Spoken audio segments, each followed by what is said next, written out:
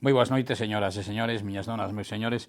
Benvidos un fin de semana máis a este espacio televisivo baixo título de Troveiros de Compostela. Aquí estamos precisamente para entretenernos durante este fin de semana en un programa que tamén se repite mañá sábado o domingo e incluso a luns. Non veo o programa o que non quere.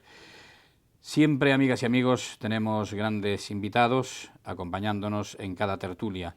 Hoy, si la semana pasada hablábamos de un barrio entrañable como era o barrio de Conxo, teniendo también la autoridad eclesiástica máxima con su cura párroco aquí, en un programa que causó mucha impresión y que además que gustó mucho, así nos lo han manifestado muchos telespectadores, hoy, señoras y señores, tenemos un invitado de auténtico lujo que presentaremos dentro de unos instantes. Pero antes, como siempre, vamos a saludar a los que intervenimos, a los tres troveiros.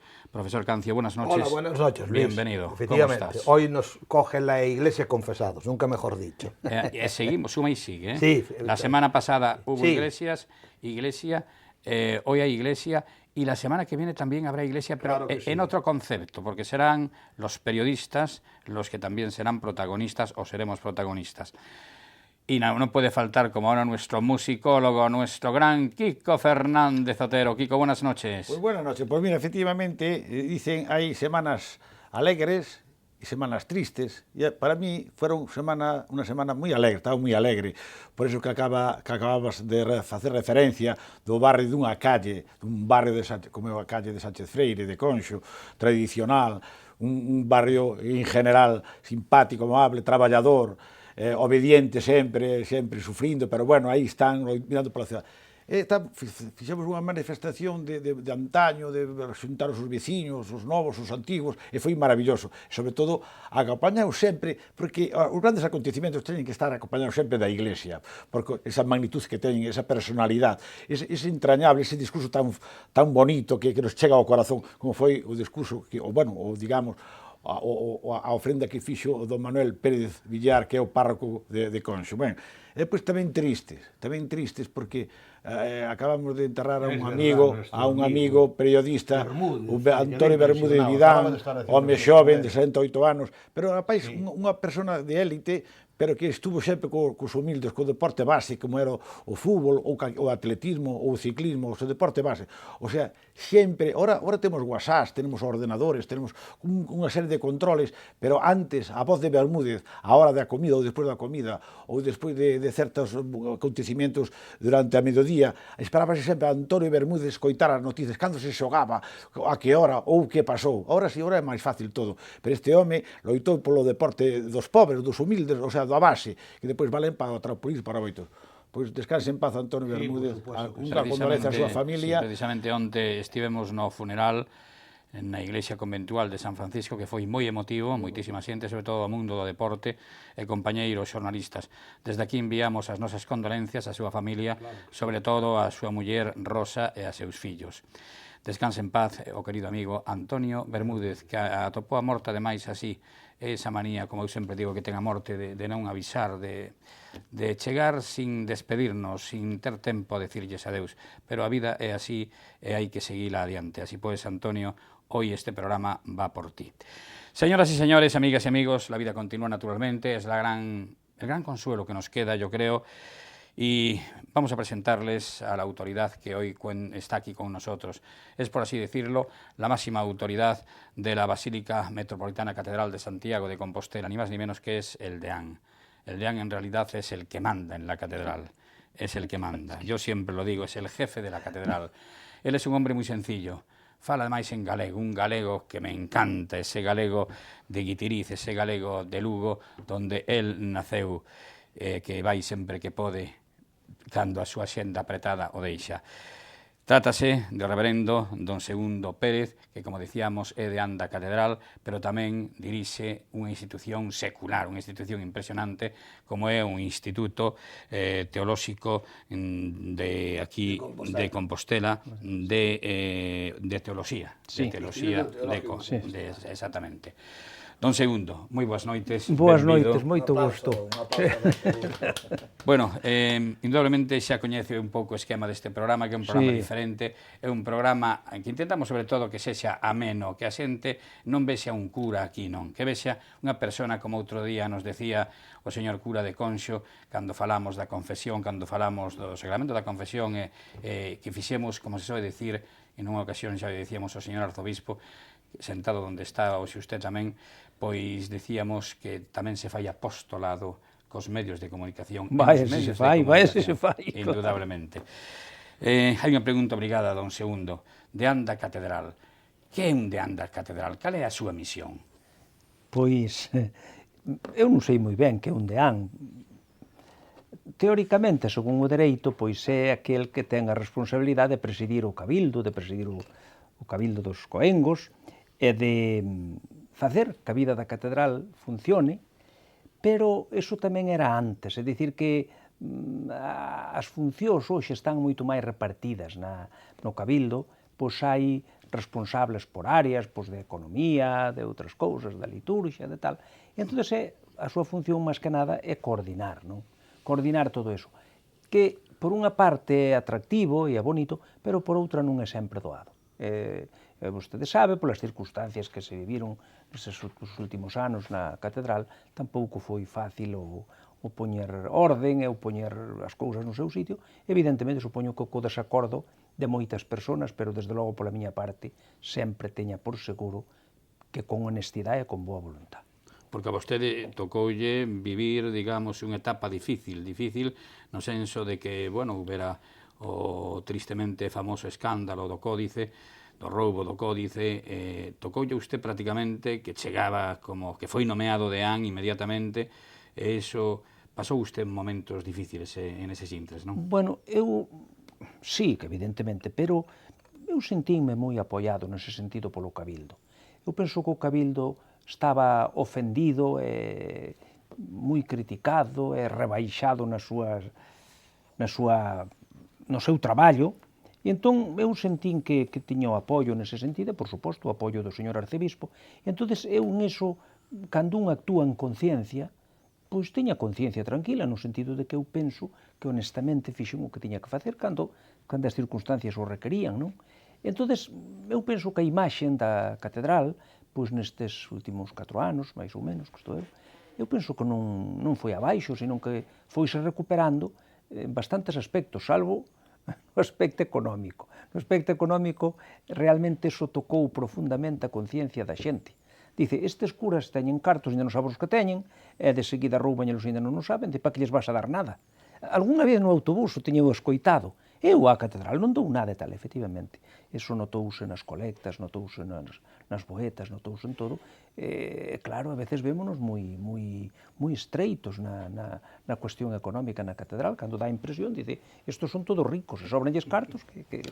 Entón, ese é un tema donde parece mentira, pero tampouco o apoio das institucións, o apoio da banca, o apoio da política, non é moito. É dicir, realmente costa traballo salir para diante, aunque houve esa achega de 17 millóns de euros que deu o goberno central, pero que realmente empezanse a facer proxectos, plans e tal, eso acabase pronto. Pero máis eso teñen un fin determinado, que é o fin da reconstrucción de... Exactamente. Non, eso non podemos tocalo. Pero bon é, porque realmente, eu penso que en moitos aspectos na catedral, desde o século XVIII, que foi a gran obra, etc., houve espacios que non se volveran a tocar, Entón están mal. Miguel. Sí, don Segundo, que además usted es doctor, director del Instituto Teológico, y además acaba de hablar ahora de algo importante como son los bienes económicos para que la Iglesia católica, que es un tronco fundamental de España, de su cultura, de una parte de su población, pueda cumplir sus objetivos pastorales, pero también sus objetivos asistenciales.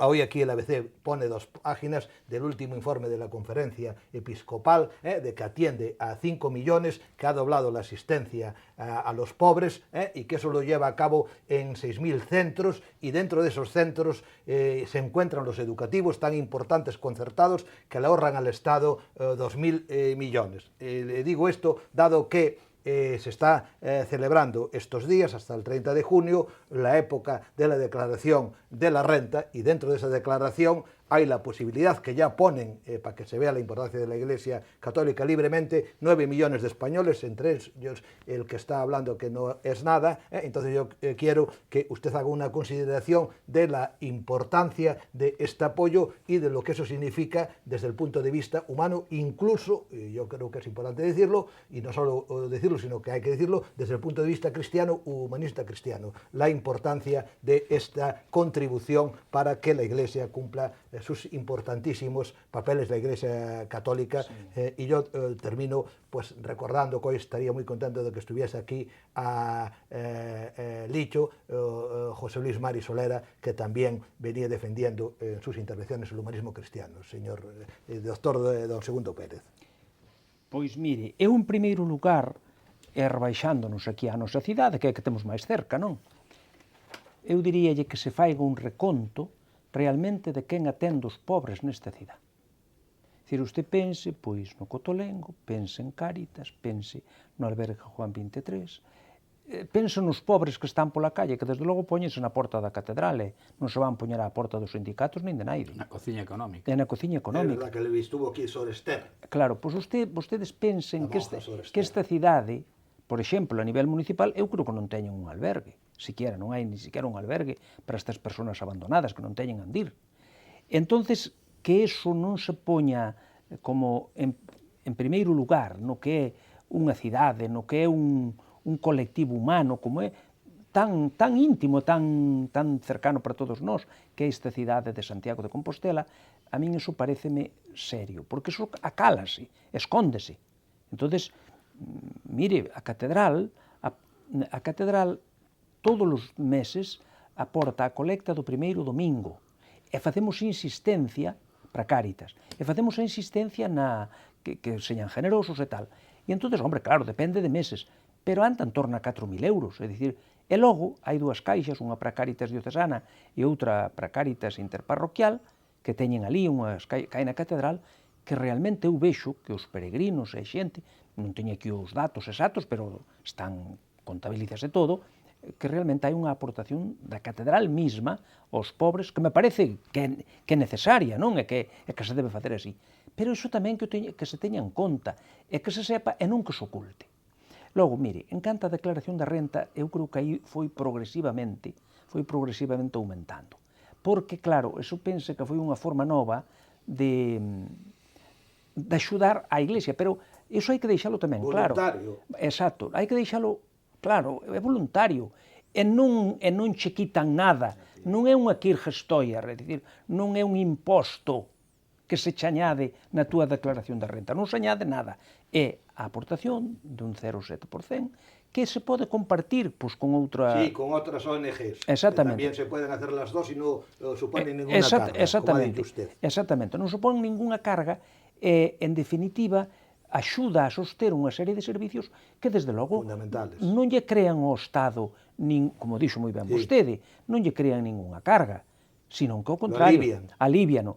Entón, a min pareceme totalmente injusto esta campaña que hai laicista, que provén, sabemos onde provén. Sí, as fuerzas neocomunistas están al acecho. Pero, sobre todo, mire, eso xa é copiar un modelo, que copiar o modelo francés da Lei de Separación Estado de 1905. Esa lei foi unha impronta como consecuencia de certos resabios izquierdistas, con unha ideología concreta detrás que todos sabemos, que resulta que despoxou totalmente a Iglesia pensando que con eso se iban a arreglar os problemas. Non se arreglaron, non só non se arreglaron, sino que se agravaron. Entón, ese é un modelo que moitos da xentes fundamentalmente de esquerdas, pero tamén ao mellor algúns dereitas, que teñen dese modelo de relación Iglesia-Estado como dúas entidades separadas totalmente. É dicir, como dúas entidades que son paralelas. E a vida non é nunca paralela.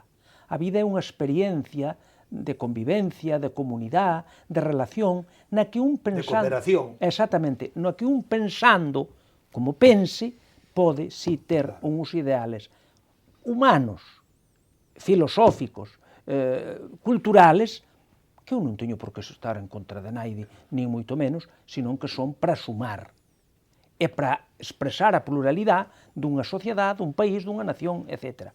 E claro, os exclusivismos que un está percibindo en moitos ámbitos, evidentemente, pois son preocupantes.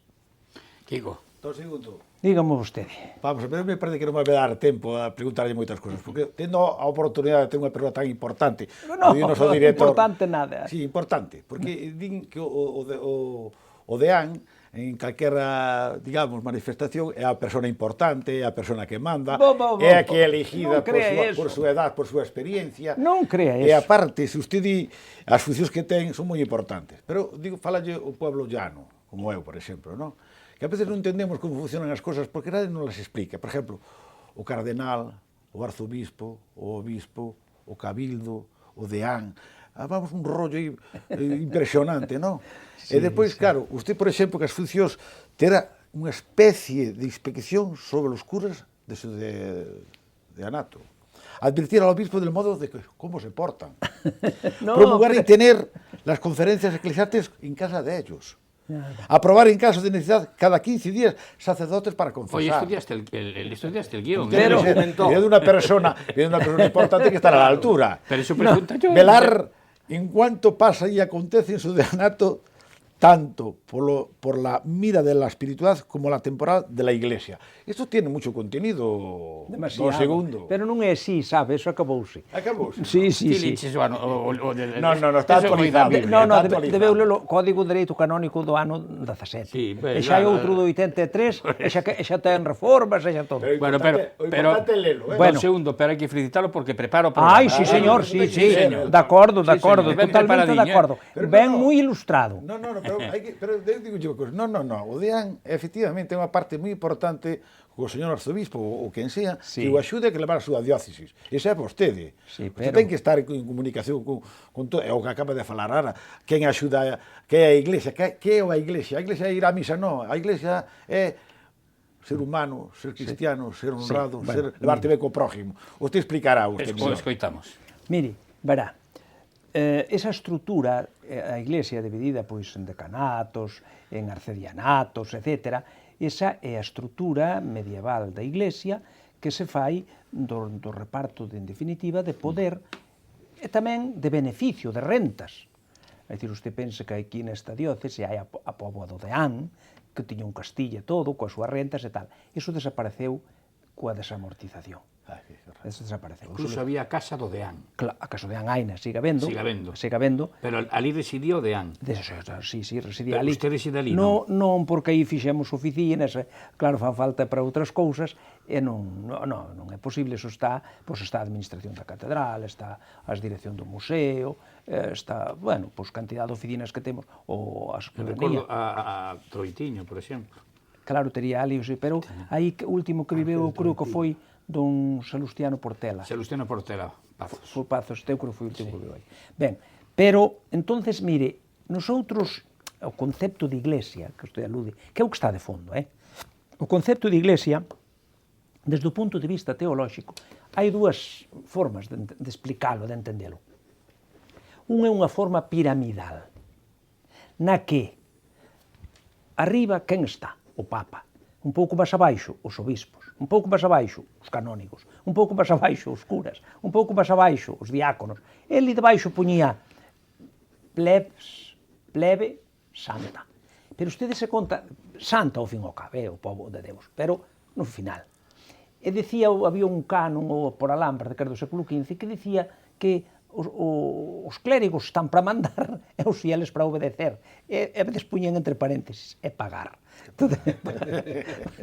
Pero eso non, eso xa. Pero ese concepto de iglesia piramidal, dese conta que se facemos corremos o plantel, que sucede? Arriba, emperador, rei, nobles, fidalgos, etc. E ao baixo plebe. Escribeu usted os monaguillos. Porque eu fui monaguillo. Pois usted estaba un pouco máis arriba da plebe. sacristán. Un pouco máis Luego, arriba. primero Un es pouco máis monaguillo. arriba da plebe. Luego ascendías a cristán. Claro. Sí, tocaba campanillo. Sí, pero estaba un pouco por riba da plebe. En cambio, o esquema que o Concilio Vaticano II nos deu, dice, a Iglesia é un misterio de comunión. Por tanto, é, penso, unha circunferencia. Dice, exactamente. Ou o pobo de Deus. Pueblo de Dios. E dese pobo de Deus, que surxe? Dese pobo de Deus surxen os distintos ministerios e funcións para a presencia no mundo. Exactamente. E entonces, mire, aí o que pasa, entonces é evidente, é dicir, cal é a maior categoría nesa forma de comunión de entender a Iglesia? É a xente, o pobo de Deus. E daí surxen ministerios. Pero mire, iso resituarse nese esquema eclesiológico costalle moito a todos. Aos pueblos de Dios non, pero a moitos clérigos costalle porque siguen con formas e con modelos de tempo de antes. E iso conleva un choque con moitos aspectos da Iglesia. Eu sinto, pero de moitas cousas temos culpa nós, os clérigos, que non nos apeamos da nosa concepción de Iglesia, da nosa concepción de goberno, etc. Por exemplo, mire, voulle dicir, o Código de Dereito Canónico do ano 1983 di que todas as parroquias han de ter un consello económico co párroco composto polos fieles. Eu non o sei, que non teño relación de comprender pastoral. Pero en cantas parroquias levan a economía os laicos? Esa é a primeira cousa que hai que facer. En las 23.000 parroquias que hai en España. Exactamente. En cantas leva... 3.000 en Galicia. Exactamente. Quen realmente este pobo de Deus, que é esa comunión, e entonces aí hai que resituar todo. Entón, claro, evidentemente, os primeiros resituados e que quedou moi devaluados son os cabildos. Os cabildos que tiñan un poder económico, que tiñan un poder de rentas, tal, a que quedamos reducidos. O culto da catedral. E no caso noso, a un fenómeno extraordinario, fora de serie totalmente, que é o servicio á peregrinación. Mire, a Catedral de Santiago, neste sentido, mire, estuve aquí, fará 2 anos, o rexente, que agora fixeron o cardenal, o rexente da penitenciaría apostólica de Roma. Entón, este señor, pois, concelebraba comigo, coincidín de semana, pero non quería nin presidir, nin predicar, nin nada, observaba. Entón, eu xa, cando pasaron 4 ou 5 días, pois, invitei-no a comer, a cenar, e despois invitoume a comer. E entón, díxome, mire, usted non se dá conta dunha cousa, esta catedral é a máis importante do mundo, da cristiandad, porque, mire, ten máis culto que San Pedro de Roma, é máis confesións que a Santa María Maior, que é a gran iglesia de confesións en Roma. E dice, este é un caso único no mundo. Así mesmo mo dixo. E dixo, e vostede pense que se confesa máis xente nesta catedral que en todas as catedrales de Europa xuntas. Don segundo. Enhorabuena por... Don segundo, por eso, pero ve como usted me cambia a medieval por o novo, é día verdade o que di aquí. Claro, controlar la economía, controlar os filigres, as confesiones. Eu recordo nunha ocasión, eu non sei con que nos comentáramos aquí en este programa, non sei se fora co señor arzobispo, non me acordo, con alguén foi da iglesia. Recordo nunha ocasión, é a pregunta que lle vou a facer, pero recordo que nunha ocasión infiltrouse na catedral un obispo. Se non hai cuidado... Infiltrouse un obispo. Era o obispo de Avellaneda, en Argentina. Que non existía. Sí, non existía. Lo inventara el todo. Dixo misa na catedral. Sí, señor. Fuera con el arzobispo, cuando se lo preguntáramos. ¿Te acuerdas? No con Daniel Lorenzo, con el arzobispo con Temperán, porque también estuviera. Y al final era un delincuente. Era un delincuente que paraba en una pensión, en un restaurante de la Raíña que aún existe, y a mí me lo dijo el mismo que murió Jesús. Y resulta que paraba en ese restaurante, decía misa en la catedral, eu me acordo ben que era a festa vikinga de Catoira, houve unha misa ali antes da romería, eu estaba transmitindo pola radio, e incluso me chamou a atención, porque eu estaba falando, transmitindo, e claro, se moía un pouco, e, por favor, silencio, así na... El mismo, o obispo, me acordo ben, nunca olvidarei, estaba aquel día con Marina Castaño, a viuda de que era compañeira miña. Bueno, o que vou, dixo misa na catedral varios días, como obispo, con su tal, presentou unha credencial que dixo que era obispo de Avellaneda, etc., en Argentina, e como se detectou de que era un farsante? Levaba 8 días de coca, parando na pensión, e foi a filla do jefe que no detectou. Un día dixolle, me lo voy a invitar a ir a Finisterre, que non conoce usted el fin del mundo, e tal, e foi. E cando van no coche, non se propasa con carrapaza.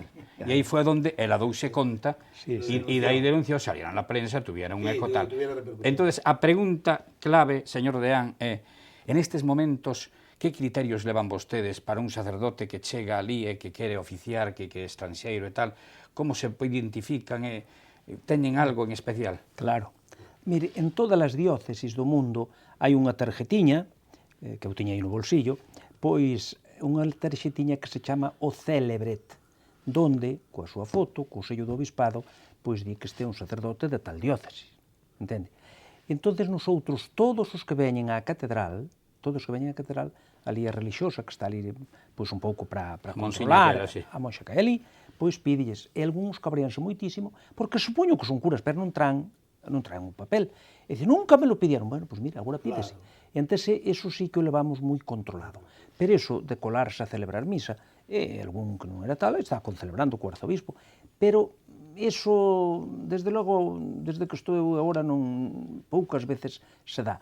Pero algúns que son curas, vamos, que son curas, que teóricamente o son, en eso a religiosa levo moi ben, e controla eso. Entón, claro, eso é así.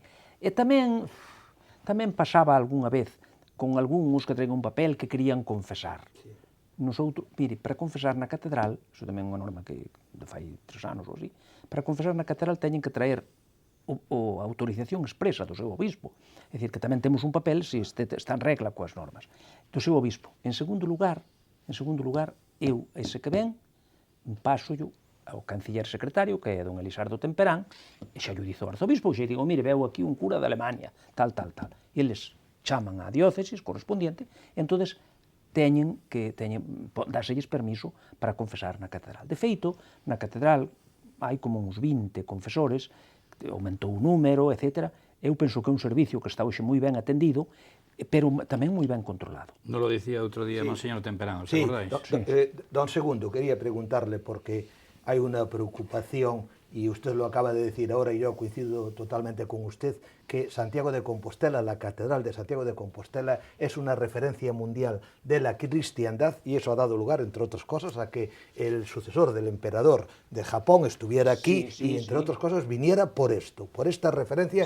Incluso yo, que no soy nadie, en la Facultad de Económicas, cuando daba clases, cuando invitaba a gente, mucha gente quería venir aquí y no a otros sitios, porque esto era Santiago de Compostela. Entonces, en estos momentos está el Camino de Santiago, y hay una acreditación que es la compostelana, que hay que llevarla a cabo cumpliendo una serie de requisitos. Y estamos viendo algunos que ya hemos levantado, digamos, la liebre, diciendo que hay una ofensiva que quiere poner en cuestión el Camino de Santiago, la acreditación con base en la peregrinación, porque hace unos días ha estado aquí el representante de la famosa Orden del Camino de Santiago, que surge de los Reyes Católicos, y que no solo quieren poner en cuestión esa acreditación desde el punto de vista de la Iglesia Católica, sino incluso retirar el nombre de Santiago de Compostela, de que sea únicamente Compostela y no aparezca Santiago, por el apóstol Santiago. ¿Qué es lo que está pasando con esto? Don Segundo, por favor, aclárenos. Bueno, primeiro, profesor Cancio, agradezco a pregunta, porque é un tema no que o Cabildo, pero eu especialmente, levo pasado moitos mal sabores, precisamente, mire, aquí hai un tema que é o seguinte. Hai unha federación de asociacións de España que fixeron unha gran labor no camiño, con congresos, con cousas e tal. Pero no tema da credencial, pois aí cada un inventaba unha credencial. Pero a compostelana? Non, a Compostela non, ese é un documento que entrega a catedral a aqueles que fixeron os 100 kilómetros, que tal, agora tamén hai 200 millas marinas, etc. E ese documento hai que entregalo, pero ten que traer usted os sellos por onde foi pasar. Diferentes puntos. Exacto. Ese é a credencial e a Compostela. Bueno, a credencial chegou un momento que había 20, polo menos, modelos, 25 en concreto, coleccionamos aí na oficina do peregrino. Pero como os peregrinos che contan o que pasa, dicían, mire, eu veño de tal asociación e resulta que me cobraron 20 euros e ademais obligaronme a facerme socio daquela asociación senón que non me daban a credencial e tal. Bueno, eu consultei no Cabildo, fíxose, e sacamos unha nota do Cabildo sobre eso, dicindo que non se iban a aceptar ningunha credencial que non fora aprobada pola Catedral de Santiago. Non saben vostedes como me puxeron a min, insultándome nas redes sociales, etc. Eu podo poñer nombres e apellidos, e quen son, e que xente é, etc. E entonces chegouse a unha contextura en que prácticamente xe todas as asociacións aceptaron o documento de aquí e tal, e veñen e tal, e sobre todo do estranxeiro, de todas partes, non? Porque hai de todo o mundo. Sin embargo, hai algúns que persisten en que non, que eles que teñen dereito e que tal. A gloria deles sería unha Compostela laica, que se expedira unha Compostela laica, facer o que lles dá a gana, en definitiva, para a única cousa que se poñen de acordo é que cando a catedral fai algunha cousa para poñerse en contra. Pero claro, aquí hai un tema, e é que nos últimos anos a catedral, mire, publicamos, fixemos congresos, fixemos encontros, fixos o Centro Internacional de Peregrinacións, que é unha cousa impresionante, e claro, todo eso non nos soportan. É dicir, gustaríalles que a Iglesia desaparecera, e que a Iglesia non aparecerá aí para nada. E que a Compostela sexa como, porque algúns aquí con un letreiro chegaron aquí, dice, a catedral é o camiño, a meta é o camiño en sí, ese camiño gnóstico, filosófico, etc. E claro, eso eu dixenllo tanto ao presidente da Xunta como ao alcalde da cidade de Santiago, é que aquí o tema nosotros, eu en concreto encontreime solo e atacado sobre este tema, pero escoito unha cousa, a Iglesia non importalle, porque iso é moi serio, pero é que ten que importarlle a cidade de Santiago, que vive de eso, lle gusta ou non, e ten que interesarlle ao presidente da Xunta, porque en definitiva a marca Camiño de Santiago e Compostela mire, ouinllo a el, o presidente da Xunta vai a non sei onde, e dice, pois son fulano de tal, da autonomía, non sei, pero dille, de Galicia e de Santiago, no último extremo do mundo. E ustedes saben, hai peregrinos de Japón, de Vietnam, de Corea. Mire, eu moitas veces oín, estudiei... De máis de 100 países. 170. 170. Mire, fai poucos días, veu unha persona, que eu vin, unha persona da Arabia Saudita. Fíjate. Claro, esas son cousas, non se confesou comigo, ni moito menos, pero falou comigo. Claro, a min paréceme que un pouco por pudor, non debo decir as cousas que me dixo. Entón, claro, eu eso das alianzas, das civilizacións, estou, no nivel filosófico e cultural, estou totalmente de acordo. E o ecumenismo. Pero na praxis concreta, o cristianismo, mire, están pisoteando e masacrando os cristianos e crucificándoos, e naide levanta a voz. De repente, un perro que o atropellaron non sei onde, sale aquí todo bicho viviente. Eu creo que aí hai unha concepción... Pero nos, don segundo, perdone que o interrompa, imos levantar a voz. Kiko, imos levantar a voz con esa canción tan bonita que está preparada que nota nos dá, para porque vostede. Nos non ensayamos todos os días, pero agora estamos no mes de junio, mes de primeras comunión, o mes de San Xoán, de moitas cousiñas, e de San Xoán tamén, sí. E di, amante Jesús mío, oh, cuánto te ofendí, perdona mi extravío y ten piedad de mí. Esa devoción que tiene la Santa Madre Iglesia dice, vamos niños al sagrario, que Jesús llorando está, pero él viendo tantos niños, muy contento se pondrá. Un segundo, espere, que me permiten. Tamén se lle pode dar un ritmo a este. Vamos, niños, al sagrario, que Jesús llorando está. Pero el viendo tantos niños muy contentos se pondrá. A que non agardaba vostede? Non, que xo sei que isto das cancións, que se me dixe a min unha señora fai uns días e dixome, vostede non sei que falou de troveiros, e dixo, pásanos moi ben, eles se van non lo pasar aos demais, e rínse, e hai cancións, e foi, me dixo, e dixen, eu, si, as vexo, Sí, que a Iglesia ten un repertorio de musical impresionante, que pode ser digamos, no original, como fai as cancións agora que lle cambian o ritmo, pois eso fai alegrar a xente, porque a xente non ten que estar recollido e alegremente. Sí, eso lo dijo muy bien el Papa maravilloso Ratzinger, Benedicto XVI, Juan Pablo, la defensa de la belleza, la gran importancia desde el punto de vista, porque quieren asimilarla únicamente al temor, a lo negro, a lo oscuro. No, al contrario, yo creo que es muy importante. Ratzinger é un bon músico, e, por suposto, Benedicto un gran XVI. teólogo da beleza. Claro. Sabe a canción que cantou con nos Monseñor Julián Barrio? Non, A Rianxeira. Sabe. A Rianxeira. Non podemos cantar aquí agora, non? Bueno, don... Hoxe estamos máis piadosos.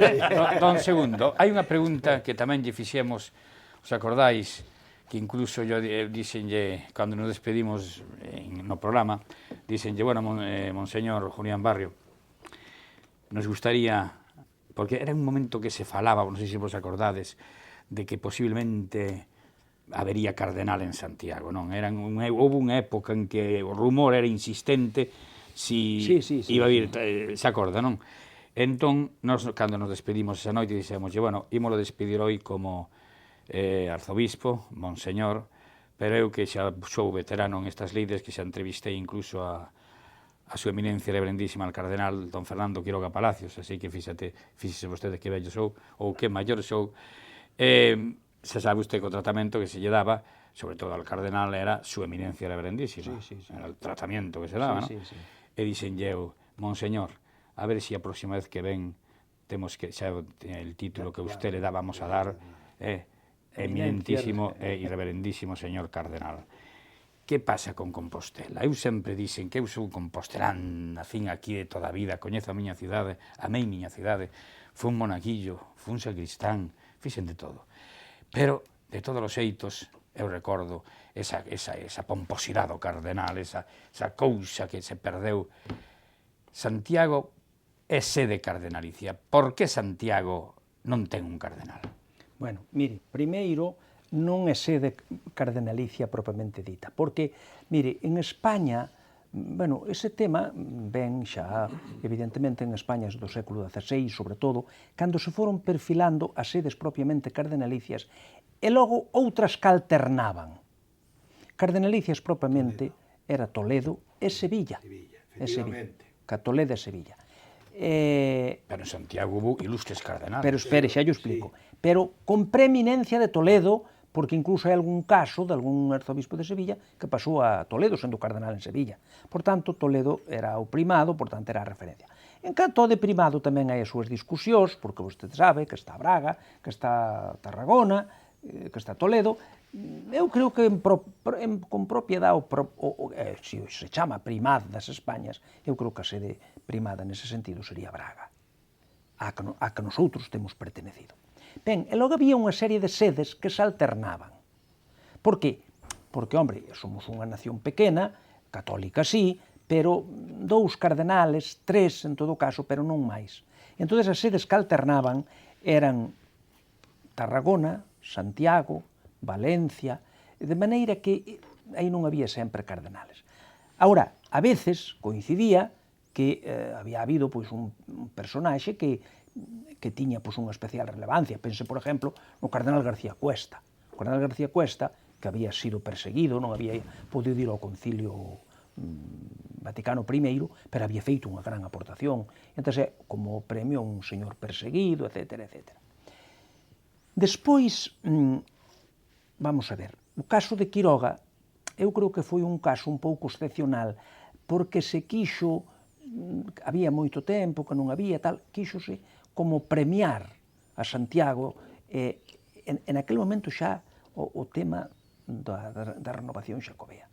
Pero, o que pasa é que desde ese momento que creouse en Roma outro criterio. e ao criterio das grandes sedes, capitales de países, etc., que era Madrid e Barcelona, co cual estas secundarias barreronlles o sitio. A min personalmente pareceme que, dada a importancia desta sede, debe ser cardenalicia. E segundo, eu, polo que respeta ao arzobispo que hoxe nos preside, merece o con crece, honradamente. Pois, eu recordo que, vos, que se falaba moito daquela cando foi cando veu Benedito XVI, me acordo, máis como viaxe fora un éxito entonces, todos os medios de comunicación se volcaron de que posiblemente, non para premiar, sino porque máis ca humildad que ten Monseñor Julián Barrio. Non, el non ambiciona para nada, eso pero sin embargo, el non dicía nada, pero para os compostelanos foi unha decepción de verdad, porque nos gustaría, así como usted ten talla do obispo, usted parece a min que vai por obispo. Non, son pequeno, non, eso xa pasou, mire, eso a mí xa me pasou e teño moi claro. Ademais, fixeron un favor que nos acordaran, eso fixeron un gran favor. Non nos sabe usted ben. Xo veredes como en calquer momento estamos evicando a man. Se nos olvidó lo que le había dicho antes de esa posible liquidación del nombre de Santiago, porque se insiste en eso. No sé si usted también ya oyó algo de esto y que ya empiezan también a moverse en eso que planteó antes, un poco también apartar justamente Santiago del camino y convertirlo en una especie de New Age, como en Estados Unidos, un planteamiento ecologista, naturista en esta ofensiva, lo mismo que los centros concertados, que esto no es algo que caiga no se sabe dónde, parece que en este caso del infierno, porque ya en Valencia los han suprimido y cumplen un papel fundamental. Yo creo que esto es conveniente tenerlo presente porque en la Constitución está contemplado, dando lugar a la separación de la Iglesia y del Estado, que el Estado español debe de tener en cuenta que el pueblo español es mayoritariamente católico y hay los acuerdos concordatorios de 1979. Entonces, ahí estamos viendo, sin embargo, que la libertad religiosa se quiere suprimir en el sentido de suprimir Santiago, que se quiere suprimir la libertad educativa, que está contemplada en la Constitución en el sentido de suprimir los centros concertados, la libertad cultural en la cultura católica, etcétera, etcétera. Mire, eu estou totalmente de acordo, pero tamén iso ten a súa explicación e ten a súa... Mire, eu penso que desde o punto de vista cultural é unha necedade negar a historia e negar a vida. Non se pode negar a realidade do apóstolo Santiago e o que significa para Galicia, para Europa, e o que significa para esta cidade suprimir porque teña un signo católico. A mí me parece, ou porque seja católico, a min iso pareceme sectario. Non sei se é verdade. Además. Sí, eu non sei se é verdade ou mentira, se o van facer ou non van facer, pero a min iso pareceme que non é o camiño. Esa é a primeira cousa. En segundo lugar, que se polemizou moito con estas cousas e tal, en segundo lugar, mire, probablemente algunha culpa témola nós, en canto que na Igrexa insistimos excesivamente durante moitos anos na moral individual, no lado nesa vertiente confrontadora coas outras ideoloxías, etc., etc. E insistimos menos noutra cousa, que é a doutrina social da Iglesia. A doutrina social da Iglesia é o verdadeiro mandamento do cristianismo. E a doutrina social da Iglesia está clara en moitos puntos, e deuse moitísimos pasos, evidentemente xa desde León XIII, pero nos últimos anos, e os nosos obispos fan catecismos deses da primeira comunión, a da poscomunión, a do outro, pero hai realmente unha catequesis do que significa a doutrina social da Iglesia e do que significa a autonomía do orden temporal frente á autonomía do orden religioso. Aquí todavía estamos nunha confusión destas historias. E entón, mire, eu poido ter unha relación excelente, personal, con un señor que é comunista, neocomunista, ou que queira, pero ese señor ten que saber o que eu penso, o que eu propoño, é que o teño que facer con altura de miras e con altura intelectual. Non se pode facer dunha maneira trapalleira. Teño que ser honrado porque é a miña familia, é a miña casa, é o meu fogar. Teño que facelo con respeto á Iglesia e facer esa crítica. Pero estos, os cristianos que me oen, e os cristianos da pé, común, etc., non teñen eles a culpa. Pero hai moitos tamén que quixeran que a Conferencia Episcopal e o Obispo señalara co dedo aqueles que non reúnen as condiciones da ortodoxia católica. Porque, ao mellor, reúnen as condicións da ortodoxia católica e non da ortopraxis católica. Entón, este é un tema moi amplio, dun gran debate, moi importante.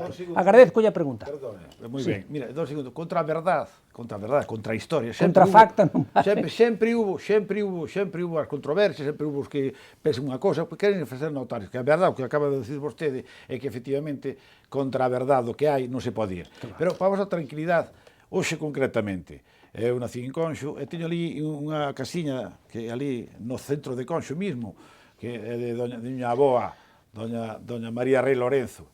É como está abandonada, pois salen as ervas para fora, hai que limpialas, e non ven o ayuntamiento e cárgano. E viña acompañada dunha señora que encontrou un peregrino alto, moreno, forte. E viña extraviado porque iba para o hotel Santa Lucía e o home viña por Conxo. E dixo, mira aquí, dixo unha señora, mira, este señor, pero va en sentido contrario, non te preocupes que teño apoyado no coche. E dixenlle, viña de Canadá, de Quebec, de Canadá, fíjate, Canadá. Veñen moitos, Sí, é verdade. Eu empecé a falar o meu galego a miña maneira e tal, e dixen, eu me llamo Dimitri, e dixen, Popó. E iso que? E dixen, Dimitri Popó é un ruso, pero bueno, tú eres Dimitri de Canadá, non te preocupes. E dixen, mira, te voy a llevar por la ciudad, que voy a coger el pan a la panadería, el pan ese famoso, y después te llevo al hotel. Leveino. La barra de pan. No, llevé 2 hoy. Llevaste 2. O me daba outro peregrino, pero bueno. Veixei hasta lá, Santa Lucía, ya volta e dixeron, le debo algo, no, por favor, boa maravilla, tal, apóstol, non sei, empezou a falar, ¿no? Era médico. Fíjate de onde nos veñe un home médico de Canadá, de Quebec, por Conxo. A ver, ese é o camiño, ese é a fe, o que foi. Eso é interesante, o que hai que manter. Da Iglesia Católica. Sí. Bueno, eu deso teño que lle dicir que invitos a ustedes, se queren, teñen que ser 15 días, porque menos tempo hai que enseñarlles e perdes o tempo, moito tempo, en que foran de voluntarios. Bueno, Luís poñemos unha silla, don Luís poñemos unha silla ali, e que foran de voluntarios á oficina do peregrino, escoitaran os peregrinos que veñen. Catedráticos, periodistas da BBC, por exemplo, empresarios, xente dunha categoría. Teño estado ali moitísimas veces. Pero agora é un sitio moi apoiador. En Carreta, sí, xa estuve. Xa estuve. E que hai que facer? Nada, usted apúntase allí con a rapaza que hai ali, que leva dos voluntarios, e dalle o seu carneso e tal, e xa o chaman. E non de eso. En Carretas, donde estuvo a Sila de Carretas. Claro, entón xa o chaman. Oi, quedou unha maravilla. E logo hai un día que despois fais un cursillo de formación, para decir como hai que facer, como hai que acoller, como hai que tal. Moi ben. A máis hora está xubilado, ten tempo, sí que non hai problema. Pero, eu teño unha pregunta, se é que me deixa, que xa fixeron señas. Mire, efectivamente, eu traballei sempre aquí en Santiago, aí na Rúa do Villar, moitos anos, 47 anos estuve nunha empresa. Eu dicía, cando me xubile, vou a conocer a catedral por dentro e por fora. E era como fago, porque houve aquí unha iniciativa do Ayuntamiento co Arzobispado, co Cabildo, de enseñar aos santiagueses a catedral, a Torre da Berenguela, as torres, todo. Conocer os intereses, porque claro, eu vou por un lado e digo, non pase por aí, non vayas. Eu me gustaría abrir aos santiagueses a catedral. Non hai problema ningún, aí usted o que hai que facer... Un carné? Non, nin fai falta un carné.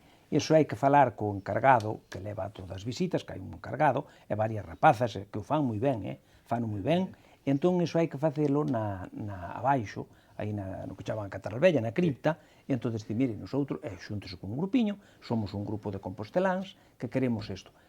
Non hai dificultad ningún, ao contrario, acompaños unha rapaza destas, e voulle dicir, pois, onte, quen estuvo, onte, o secretario de Estado da Seguridade, que xa viron cando veron por aí. Sí, que estuvo por aquí. Bueno, entón, nin don Daniel Lorenzo nin eu podíamos subir en ese momento, además eran as 2 da tarde, eu esperábame para comer, e entón eu recibino, acompañármelo hasta ali, e logo unha rapaciña daquelas que hai ali, das cubertas. Bueno, despois de pasar eso, un dos que iban na comitiva chamoume para dar as gracias e tal, e dixo, foi unha visita, nunca vi yo unha visita tan precisa, con tanta precisión e tal e cual. Dixo, efectivamente, direu así a xente que tuvo realmente interés en subir e tal, e iso non hai dificultad ninguna. Miren, eu penso que para ustedes, que os considero dun certo nivel do medio para arriba, da plebe para arriba, pois eu que os considero deso, eu aconsellaríalles que fixeran unha visita guiada ás excavacións. É que todas estas historias que nos inventan de tal, de non sei que, de Prisciliano, de non sei que, de non sei canto, miren, a tradición compostelana do Códice Calistino, da historia compostelana, os documentos do Tumboá, etc. Resulta que atopan unha resposta clarísima nas excavacións. A arqueología, profesor Cancios, a arqueología ven a confirmar, nun sentido ou noutro, a verdade do relato histórico. A verdade do relato histórico. A prova científica. Exactamente. E, curiosamente, a arqueoloxía, o cementerio que hai abaixo, as dúas basílicas, se hasta se pode comprobar, cando queimou a Basílica Almanzor, que hai unha capa nun sustrato que é carbón. Pense que as excavacións que se fixeron aquí no século XIX e despois na primeira mitad do século XX, con Guerra Campos, fixéronse cos métodos científicos mellores. Segundo, o tema cando o León XIII fixo o reconocemento na bula Deus Omnipotens dos restos do apóstolo, eu vino no archivo, vin os documentos. E iso foi dun rigor. E aquí están os informes da Universidade de Santiago, por exemplo, un informe magnífico, que é, eu non sei, seu pai, seu abuelo, de Casares, do que foi rector. Sí, de Casares Long, efectivamente. Efectivamente, mira, entón un quédase asombrado do rigor con que se fixo eso, da seriedade con que se fixo eso, e despois que teña que ler un tonterías. Claro que sí. Entón, eso, as excavacións merecen a pena. Don Segundo Pérez. Don Luís. Deán magnífico da Catedral de Santiago de Compostela. Nos ha dado unha lección magistral hoy. Como eu digo sempre na radio, transmitimos desde a Santa Iglesia Basílica Metropolitana Catedral, Santa Iglesia Basílica Metropolitana Catedral. Vamos a entregar, de recordo de lembranza de seu paso por este programa, este libro, que é un libro precioso de edicións Teófilo Ediciones, de Maruxa Chagas. Faino moi ben, moi bien. Este é un gran editor. É un gran editor, Exactamente. Ese libro é maravilloso. Sí. Don Segundo, pois foi un placer contar con Moitísimas vostede. gracias. Eu creo que se fixo hoxe un gran apostolado, por unha banda con súa magistral disertación, unha, repito, disertación e moi clara, clarísima, que todos nuestros oyentes y sobre todo los telespectadores habrán interpretado, que sobre todo los que sois de Santiago o somos de Además, Santiago, viene muy bien antes de las elecciones. Apenas no conocemos la catedral, no la conocemos. Muchas veces la cantidad de altares que hay, el de la Virgen de Fátima, el de la Virgen de Lourdes, la Corticela, que es preciosa, la Capilla de la Comunión, la Capilla del Pilar. Perdón, podo decir algo da Corticela? Pero en 30 segundos. Mire, que houve cando eu estudiei e tal, había a opinión de que a salve Regina era de San Bernardo, porque é unha oración dos peregrinos e que el adoptou nos seus mosteiros. Os que vai ao mosteiro cisterciense cantan a salve ao final do día. A salve compostelana. Hai documentación anterior. É realmente de San Pedro de Mezonzo. Por tanto, é sin duda, despois da Ave María, a oración máis típicamente compostelana. A Corticela é parroquia, me parece. Sí, ou foi parroquia? É título, pero é unha parroquia personal de vascos e estranjeros. Eso dalles moito gusto aos vascos. Eu ali coñecín a Don Severino. Sí, claro. Don Severino. Señoras e señores, non temos máis tempo. Como fan a catedral, o armónico, pero antes de cada fan.